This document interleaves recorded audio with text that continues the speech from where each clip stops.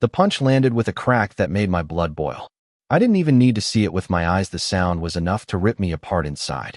My wife, Anna, staggered backward, clutching her cheek, her eyes wide with shock and pain. The cul-de-sac froze in silence, the world narrowing into that brutal, unforgivable moment when two HOA enforcers, grown men in their cheap polo shirts and smug little badges, raised their fists against a woman who had never hurt a soul.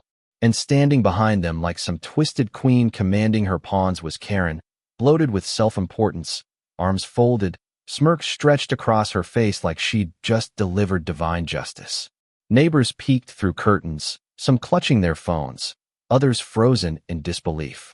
Kids riding bikes at the corner stopped dead, their laughter strangled by the ugliness unfolding in broad daylight. I had just stepped out of my truck, boots still dusty from a job, when the world shifted. My chest tightened, my vision tunneled, and every instinct drilled into me from years in uniform came flooding back. This wasn't a neighborhood spat anymore. This was an assault. This was war. Karen's shrill voice pierced the silence, cutting into the shock like broken glass. "Maybe now you'll learn to follow the rules," she screeched. Her face was flushed crimson, sweat glistening at her temples, as if she'd been waiting for this moment her whole miserable life. "The rules," she said. "The rules."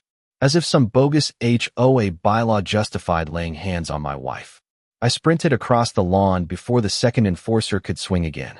My hands were steady, my body a machine of muscle memory.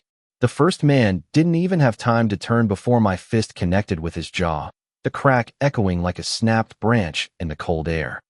He folded instantly, knees buckling, his body slamming into the pavement with a dull thud.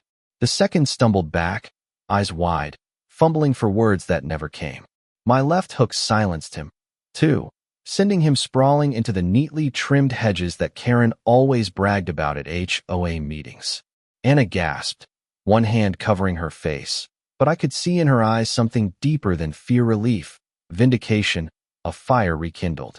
She had been bullied for months, threatened with fines, called names, harassed on walks. Karen had made her a target because she knew Anna was gentle, because she thought intimidation would keep her quiet. But Karen forgot who my wife was married to. She forgot the years I'd spent overseas, the battles I'd fought, the discipline carved into my bones. She forgot that men like me don't back down when family is threatened. The cul-de-sac erupted in murmurs. Phones were up now, cameras rolling, neighbors whispering things like, "Did he just hit him back?" And they really punched her first. For once, the tide had shifted. For once, Karen's iron grip on the neighborhood wasn't tightening, it was slipping. Karen shrieked louder, her voice cracking under the weight of her own panic. "Assault! Assault! He's attacking my officers," she wailed, spitting the words like venom. But no one moved to help her. Not one neighbor stepped forward. The cameras told the truth. Two men striking a defenseless woman, and her husband defending her. Her desperate attempt to twist the narrative only exposed how hollow her power truly was. That's when the twist came. A black SUV pulled into the cul-de-sac, tires crunching against the asphalt, tinted windows rolling down just enough for a badge to glint in the afternoon light. It wasn't the local police. It was military police. A fellow veteran from my old unit stepped out, tall, broad, his uniform sharp even off duty. He had been visiting his sister 2 houses down and had seen the whole thing. "I saw everything," he said loudly, his voice calm but commanding, cutting through Karen's screeches like a blade through paper. "Those men struck a civilian first. Self-defense is lawful."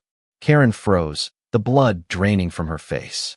Her enforcers groaned on the ground, clutching their jaws, their cheap authority scattered like broken glass.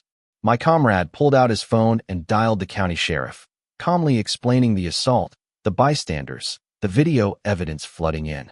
Karen tried to protest, but every word she spewed only dug her hole deeper. "They were enforcing rules," she stammered. She refused to pay the fine. She refused, but the crowd wasn't buying it.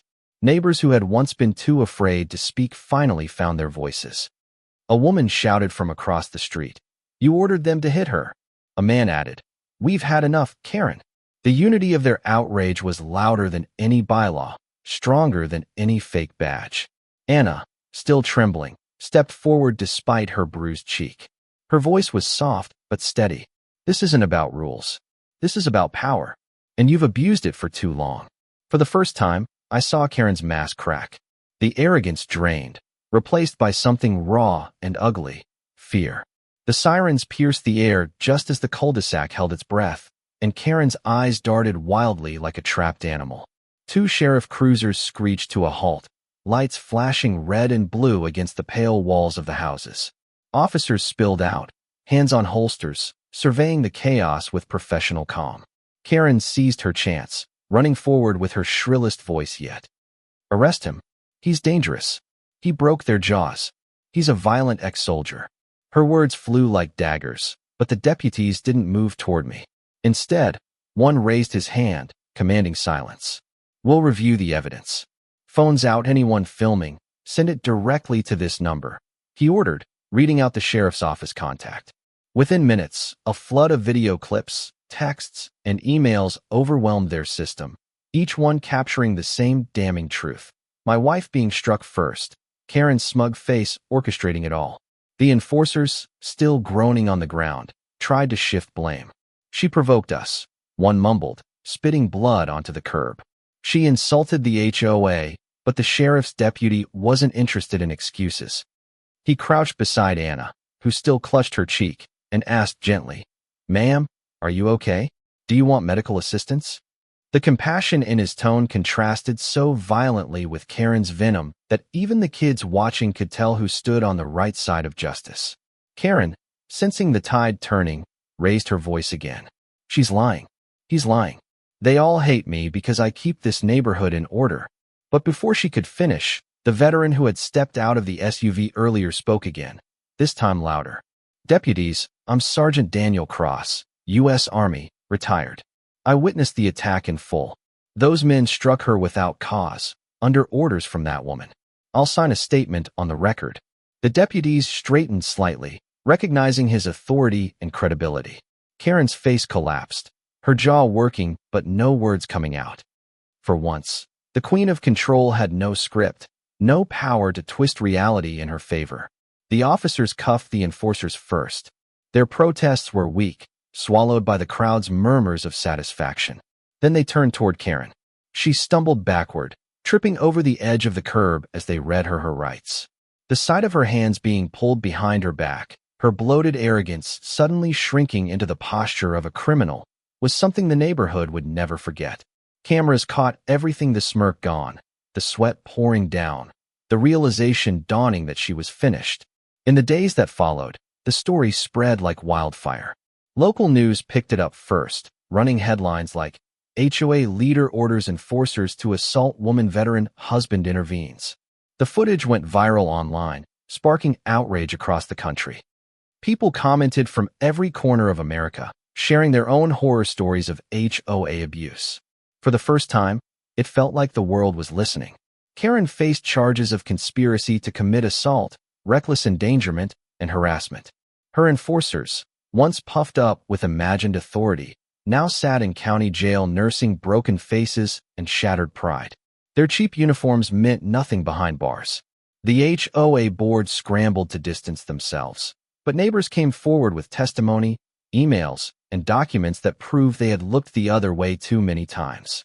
The county attorney launched a full-scale investigation into misuse of HOA funds, extortion schemes, and intimidation tactics. But the moment that changed everything wasn't in the courtroom, it was at the emergency HOA meeting that followed. For years, neighbors had sat in folding chairs, cowed by Karen's booming voice, terrified of her threats and fines.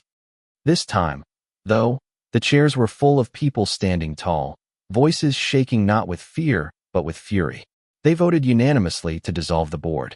Papers were signed, and in one night, the reign of terror ended. Karen's house was vandalized not by angry neighbors, but by silence. Lawn unmowed, mailbox stuffed, shutters peeling, no one willing to lend her a hand. She became a ghost in the community she once ruled like a tyrant. The last I heard, she had moved out quietly, face hidden behind sunglasses, too ashamed to meet the eyes of those she had tormented. For Anna and me, healing took time. She wore her bruise like a badge, refusing to cover it with makeup in court. "Let them see what she did," she said, her voice steady. And people did. Her courage, her refusal to be silenced, became the spark that lit a fire of resistance across the neighborhood. Families that had once kept their heads down started speaking up, demanding accountability, demanding change. One afternoon, weeks after the trial, Sergeant Cross stopped by. He handed me a folded American flag, one he had carried from his last deployment. "You defended your family the way we defended each other," he said. "Don't ever doubt that you did the right thing."